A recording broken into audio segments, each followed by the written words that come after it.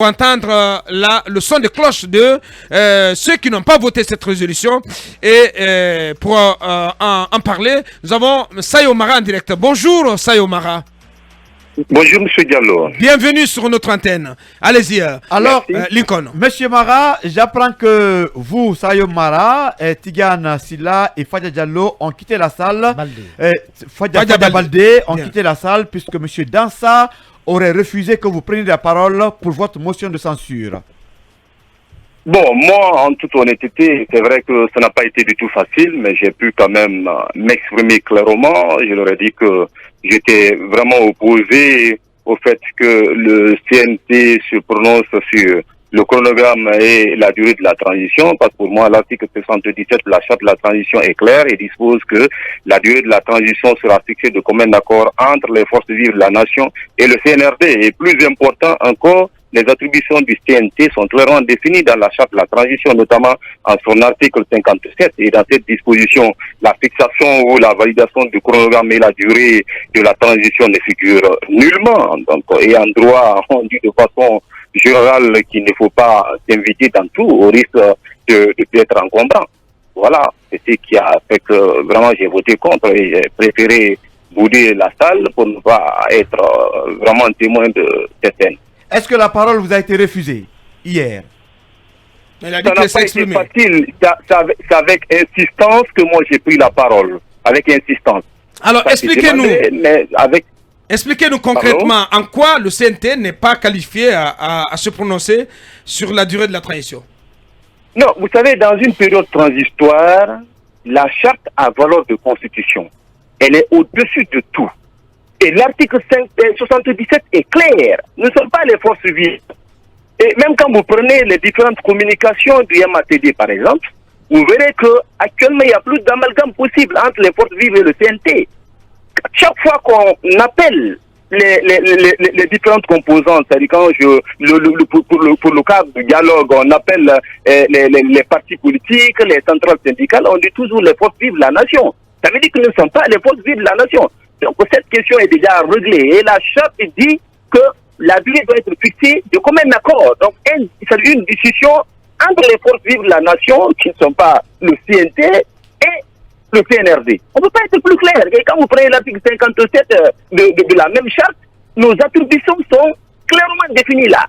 Vous voyez, on parle de résolution. Je vous renvoie un tout petit peu à l'article 60 du règlement intérieur. Dans les conditions normales, quand c'est une résolution, l'initiative doit émaner du CNT. Mais là, c'est le contraire. Tout le monde a suivi la déclaration du président de la transition le samedi 30 passé. C'est eux qui ont saisi le CNT. Donc, vous voyez, L'avant-dernière question. Alors, je ne sais pas, hein, je pose une question peut-être que je ne comprends pas du tout. De profane. Mais j'ai envie de comprendre. Parce que même si la logique voudrait que ce que le CNRD considère comme force vive de la nation, avec lesquelles forces il s'est entretenu et à la fin il a pris une position médiane en proposant ces 39 mois, la logique aurait voulu bien entendu que le CNT en tant qu'organe législatif vote simplement pour donner une dimension légitime à la chose. Mais on a compris que malgré cela, le CNT a quand même modifié ces 39 mois, même si c'était en les rabotant. Mais est-ce que là aussi, il n'y a pas une grosse erreur, une sorte de contradiction qui ne dit pas son nom au CNT? C'est parce que tout simplement, on veut faire parfois certaines acrobaties juridiques. Sinon, la charte est au-dessus de tout. Vous-même, vous l'avez dit, on a raboté, on a ramené. Donc, ça devient un problème. Ne serait-ce qu'un simple avis. On participe d'une manière ou d'une autre à la fixation de la durée. Il aurait fallu tout simplement légiférer là-dessus. Bon, moi, si ça ne tenait qu'à moi, vraiment, on allait se déclarer incompétent. Voilà, ça a été ma position. Bien. Oui, ça a toujours été ma position par rapport à la question. Je vous remercie. Dernière question, Mohamed Kaba. Alors, M. Sayo Mara, je vais reposer la même question que j'ai posée à Yamoussa Sidibé, qui n'a pas été répondue. Est-ce qu'une résolution prise par le CNT peut engager peut engager l'État? Ça, c'est la première question. Et l'autre question, est-ce qu'en clair, le président de la transition peut promulguer cette résolution? Vous savez, dès lors qu'on dit que la charte est au-dessus de tout, Je crois que cette question est réglée déjà. Vraiment, c'est un débat qui ne devait pas se tenir au CNT. On devait l'envoyer au bon endroit, quoi. Le bon endroit, c'est entre Force Vive et le CNRD. Voilà tout ce que je peux dire par rapport à la question. Donc le président de la transition ne peut pas promulguer cette résolution.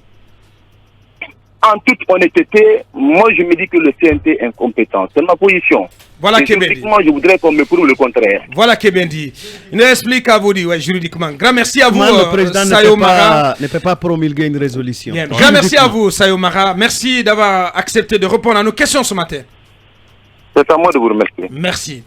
Akumba, un commentaire de 2 minutes avant de passer la parole à notre commentaire, mais c'est sur la prestation de mon professeur, Yamoussa Sidibé. Ouais. Je pense que c'est partagé par beaucoup d'autres analystes que cette adoption confirme le doute que certains observateurs avaient déjà dès la mise en place du CNT. Vous savez ils étaient nombreux à voir en cette institution-là comme un outil de production d'une majorité factice pour légitimer les décisions politico, parfois même unilatérales, du CNRD. Donc, la recevabilité de cette saisine en violation des dispositions de la charte de la transition qui en est la constitution de la transition et du vote qui confirme cette thèse, c'est-à-dire le vote de cette résolution-là.